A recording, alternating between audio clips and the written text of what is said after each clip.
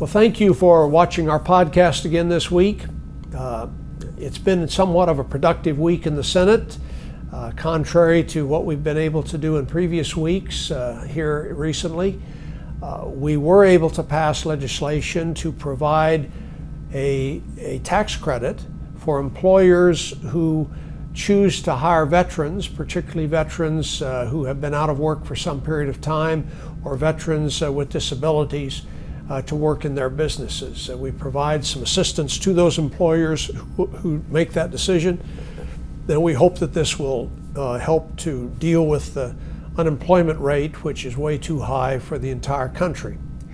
We also are changing the law with regard to the requirement that companies contracting with the government withhold 3% of the payments due to those companies until those companies can demonstrate that they are paid up on their taxes. What we're trying to do with this legislation is to, again, reduce the burden on small businesses.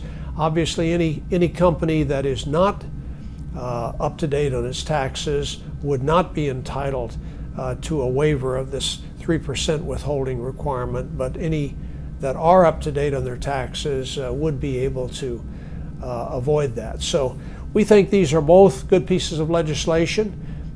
In addition, in the Energy and Natural Resources Committee that I chair, we were able to pass out several public land related bills this week, including one that sets aside a significant conservation area in northern New Mexico, in the northern Rio Grande area, in the Ute Mountain.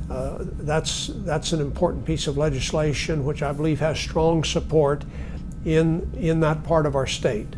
So these are all positive, constructive steps that we've been able to take.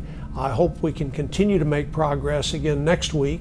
We will have one additional week of congressional activity before the Thanksgiving week of recess, but we will try to do another podcast next week before that occurs.